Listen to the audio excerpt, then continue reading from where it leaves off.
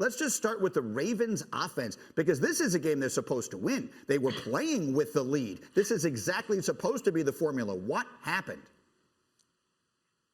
Listen, this Ravens offense is slow. They have the fastest player maybe in football, and everything else moves slow. The motions are slow. The routes develop slow. The misdirection is slow. It's not taking your eyes off of anything. And they're also kind of soft.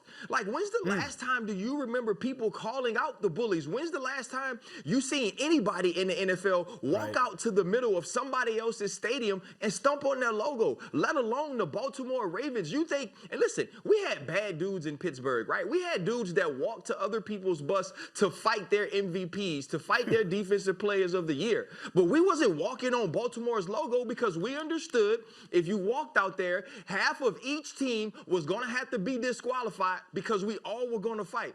Do you know what the Baltimore Ravens did? They sent their 58-year-old coach out there by himself. And here's the other part that I think people are missing. It's not like a really tough defense was the team stumping on the logo. Tennessee ain't tough. Tennessee gets ran through defensively. Tennessee doesn't tackle. But even they feel bold enough. They feel physical enough. They feel strong enough that they can go test the Baltimore Ravens like that before the game and then finish the game with their big-time running back pounding the football into the end zone, or their wide receiver running over 17 players on 2 different plays, and you can only have 11 on the field. This Baltimore team ain't the 2019 Baltimore Ravens. This Baltimore team doesn't walk into stadiums and scare people. And so now they stand in front of the bully, they punch the bully in the mouth, and dare the bully to punch them back. And so far, the bully's been fighting with his hands tied. You know John Harbaugh well. You were his defensive coordinator in Baltimore. What did you make of that moment and then the entire game yesterday? Look, first off, I mean, bullies don't like to be bullied. When we went to Baltimore, when John took that team over, we had a thing. We wanted to build the bully, and he prides himself in that, the toughness and all that. That's what John and I, going back to our college days at University of Cincinnati, it was the same thing. And so what you saw here, yes, he takes it personal. You're on that logo, he takes it personal. Yeah. Ryan talked about it like, where's the rest of them fighting? I don't know. Would I have been right there with Harbs? Yeah, and it would have taken me and Harbs to whip Vrabel, though I can assure you he's not going to win that one. But this one right here, this is awful right here. Like this, come on, Baltimore, get after it. But the thing I don't like this. Like this isn't Raven football to me, so I have a hard time looking at it. But to me, the biggest difference, and Ryan talked about it, 2019 team, it ain't the same team. Why? Because they don't bully you on offense.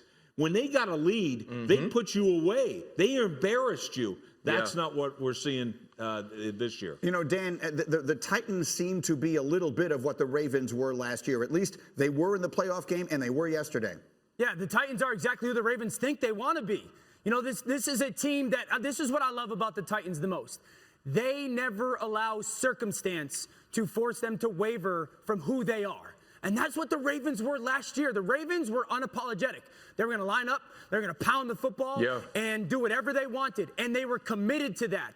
That's who the Titans are. They're committed to running the football. And they don't allow the team that they're playing against, the scoreboard, the situation of the game when it comes to the clock, they never allow that to force them to deviate from who they are. They have a very clear identity of who they are and who they're going to be. But let me say this about the Ravens, Greeny, because this is an important point. Number one, they don't have a scheme right now, nor a player that anybody is scared of on their offense. And that includes Lamar Jackson. Right now, there is no fear on their offense that is instilled to a defense. And number two, just keeping it real, Lamar doesn't get to operate in utopia anymore. Last year, Lamar got to operate in a utopia environment.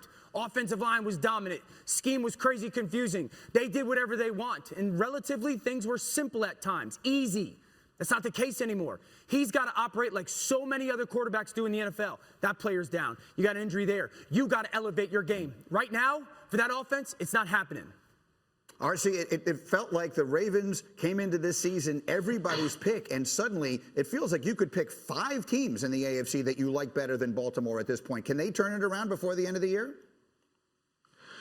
You know what? I don't know. And actually, I don't think so. I don't think they can change. I believe they are who they are. And if they aren't going to step up and be different physically, have a different mindset, then this is a team that can change. And since they can't change, since they can't adapt, they're not a good football team. And we're going to watch them struggle down the stretch and maybe not even make the playoffs. Thank you for watching ESPN on YouTube. For live streaming sports and premium content, subscribe to ESPN+.